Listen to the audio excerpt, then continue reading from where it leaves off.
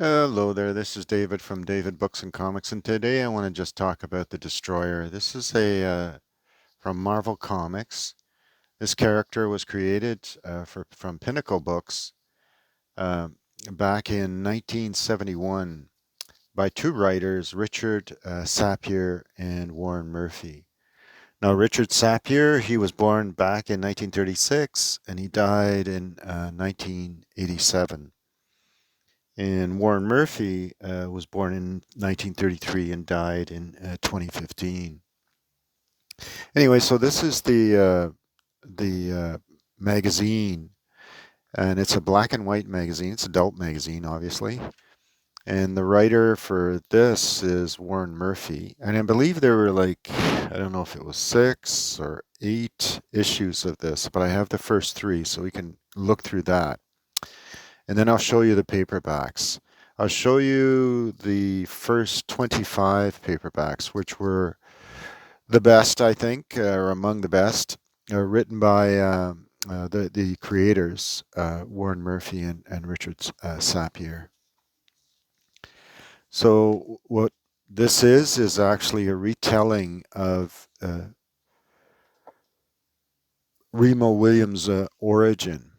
How he started, how he was accused of a false killing, or is either accused or entrapped, framed into being the killer. And he was a Newark police officer. He was found guilty, and he was sentenced to death. Eventually, he was according to the novel, the first novel, created the Destroyer. He was electrocuted, as you see there. And but somehow revived in this place called Fulcroft Sanitarium.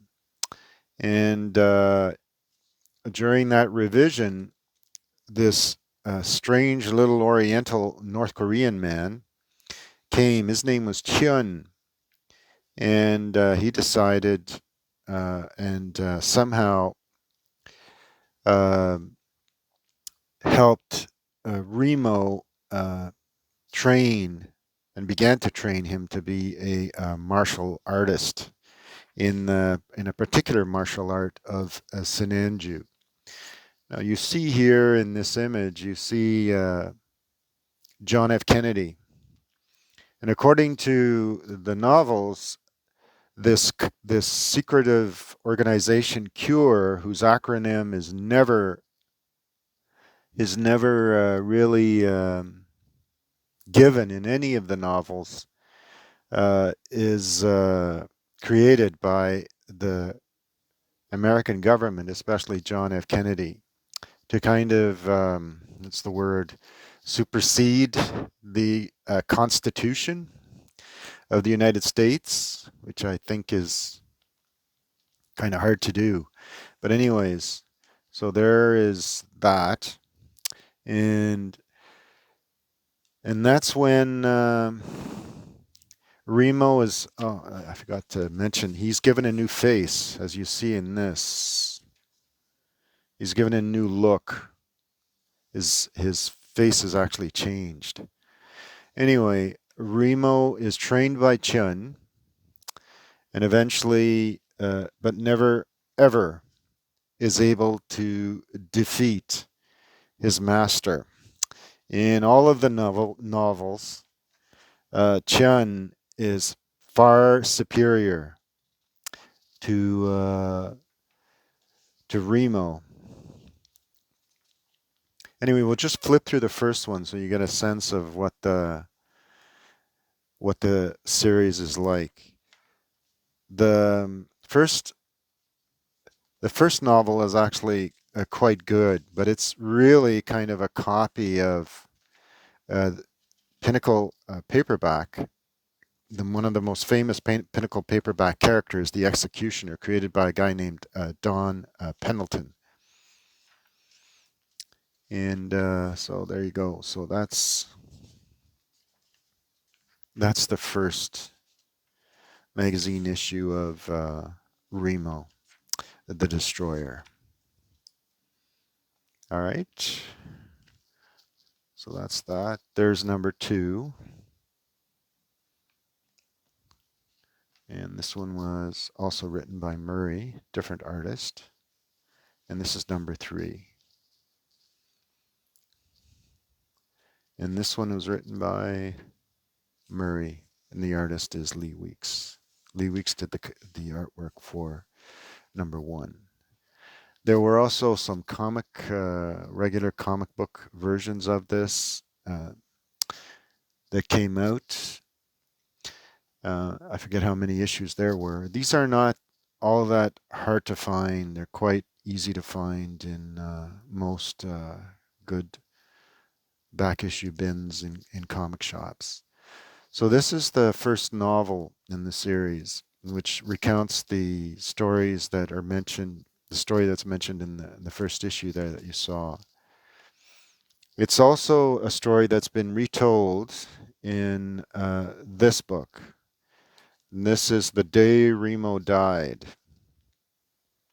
And this is the version that the writers took the series in after the 3rd novel in the series. Now, I'll show you who they are. This is what they look like. So that's Richard Sapir, and that's Warren Murphy. When they and this is based. The image is based on an interview they did with Will Murray for this book, The Assassin's Handbook, compiled and edited by Will Murray. All right, so that's what that is. It tells basically how they decided to, where they took the character.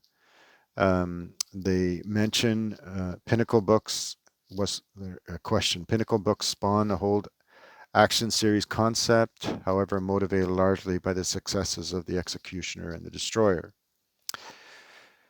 And then Sapir's response is, but the other series went nowhere. They started thinking that, well, the Executioner made it, the Destroyer made it, so they started putting out series like you wouldn't believe. I mean, the Ripper, the Ducker, the Teaser, the Snouter, a lot of that nonsense.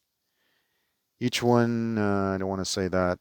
No matter what you say about Don Pendleton, he believes. He was the one who started that stuff. He's the king, and we do something else. If we tried to copy him, we'd be the court jester. So there you go. They took the series in a different direction. It became a parody of the men's action adventure series. The interaction between Remo and Tian is unique in literature. The series had elements, all kinds of elements, but a lot of elements of science fiction. And they included things like clones and world domination and androids. And I believe one of the main characters, I don't know if he shows up here, this was printed back in the 80s, I believe. Yeah, this was from 1982. And this does give a list of some of the characters that are introduced in the villains that are introduced in the stories. See if I can find it. Yeah. So one was this guy. His name is Friend, and he shows up in a few of the stories. And he's basically a computer chip. So that's a kind of science fiction. There's Mr. Gordon's. He's the android. And Dr. Sheila Feinberg is basically a scientist who tries to invent these new race of tiger women. So it's a very, very different kind of a series with elements of science fiction. So there you go. So that's created the Destroyer. This is a later printing. Beautiful copy, though. Some creasing. And this is, let's see. When this was done, yeah, there were 41. Firing line was the last one, and this was the 12th printing. All right, so that's that. And this is a rough copy of number 2. And according to the writers, at this point they were still copying the um, the style of Don Pendleton's The Executioner. But by the third book, that's this book, The Chinese Puzzle, they took the series in a different direction. It became more of a satire and a parody of men's action adventure stories. All right, so that's number 3. That's The Chinese Puzzle. And I haven't found an original of number 4, but this is the later print with some damage on the cover. And yeah, this is an 11th printing. The cover illustrations of the first 102 novels were done by this artist called Hector Garrido, who was a noted cover artist. And this is number 5. This is a fair copy of that. So that's Dr. Quake. And that's about a scientist who invented ways to do an earthquake. And he started in California, near the San Andreas fault, and started creating his own earthquakes. Anyway, that's Dr. Quake. And this is number 6, Death Therapy. Nice, clean copy of that. A little bit of roughness there. But that's Death Therapy. And number 7, Union Bust. And there's a mean-looking Hector Garrido cover. This features another one of his arch villains, Nyuk, who was the first student of Sinanju, the martial art of Sinanju that Chun trained Remo Williams in. And Nyuk became an arch villain and a recurring villain in some of the novels in the series. Those villains that I showed you in the Assassin's Handbook, those villains tended to reappear in some of them, especially the popular villains. So here's number 8. Beautiful, clean copy of that. This is the Summit Chase. Remo and Chun fly the Atlantic to attend a top-level meeting of world mob leaders and make a killing in more ways than one. Yeah.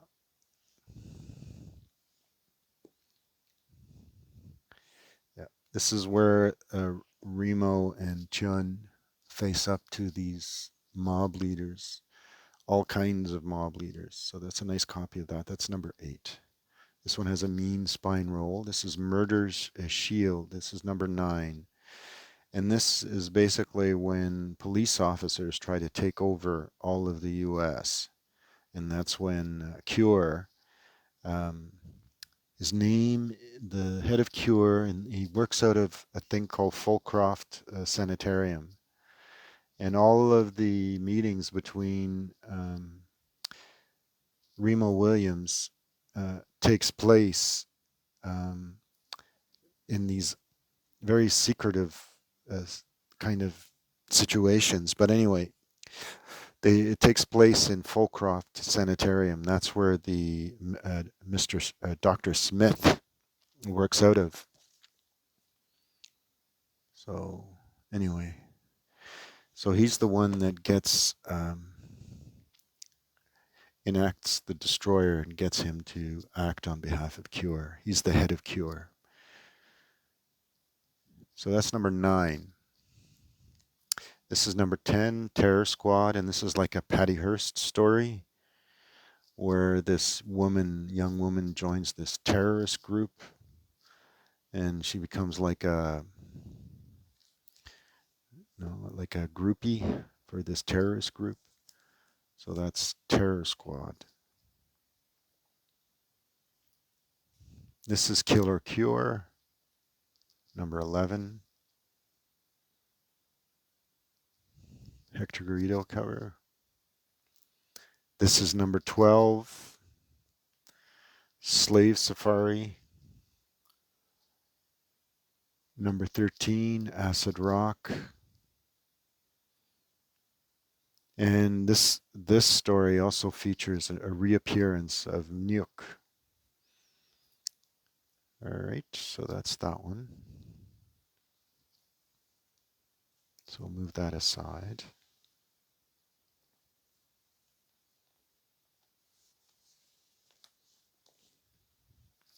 This is number 14, and it's a rough copy of Judgment Day.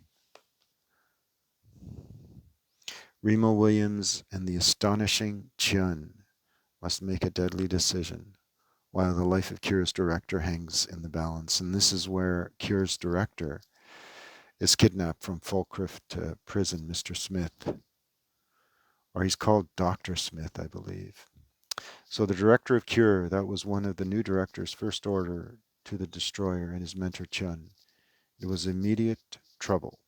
Not for Smith, not yet anyhow, but for the deadly duo. And that's what some guy kind of infiltrates Fulcroft Sanitarium and eventually takes it over. But somehow, I don't want to spoil the story, but somehow, brilliantly, somehow they make it. Anyway, I want to say too much. So that's Judgment Day, number 14.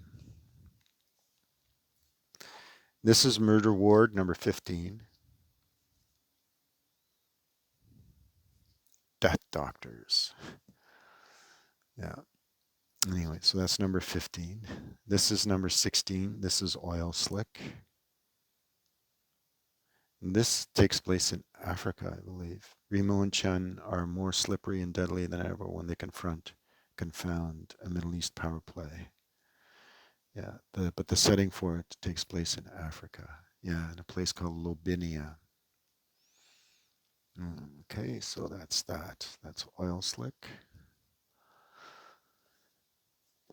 This is Last War Dance in 17. Remo and Chun on the warpath against a tribe of blackmailing Indians. So that's that. These are the original novels, and this is first printing 1974. It shows number 17. That's the last one, kind of reorder number of that. And this is number 18. This is Funny Money. It's a later printing with the blurb from the New York Times. Remo and Chun are back with a blast, trying to keep vital new U.S. space secrets out of enemy hands. Yeah, there's strong elements of science fiction throughout, and this is where Mr. Gordon, the android, makes his appearance.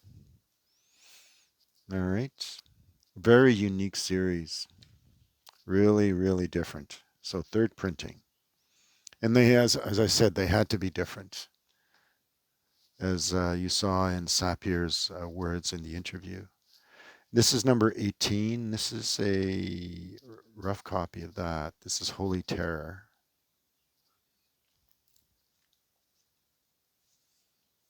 And this would be an original, I believe. Yeah. This is the first printing. Many of these, my collection, are books that are due for an upgrade. So this is number 20, Assassins Playoff.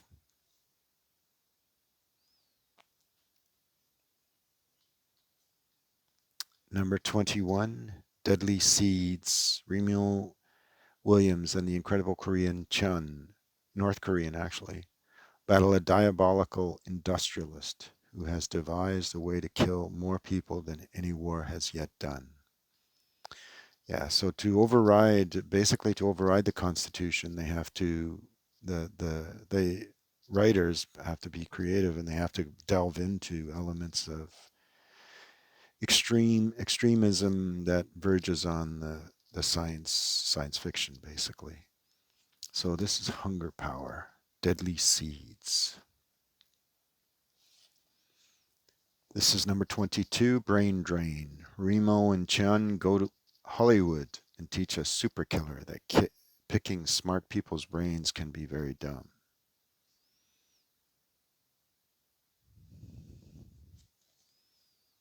There we go. Creativity gap. So that's number 22. This is number 23. Already has the blurb, over 11 million copies sold. That's sold, not printed. So that's Child's Play, number 23. Just have a look here. It's a second printing, 1978. Remo Williams and the Incredible Korean Chun are asked to discover and eliminate a mysterious new assassination organization. Huh. So it's somebody who's challenging Chun's authority as the premier assassin, or the House of Sinanju as the place where they train the best for assassins. And this is number 24, King's Curse. Remo and Chun battle an ancient diabolical Mexican tribe bent on revenge against the United States. Wow, okay. Civilizations fell when Cortez and his conquistadors landed in the New World. The Mayans, Aztecs, and the Toltec all vanished into the mists of history. But one tribe survived, the Actatl.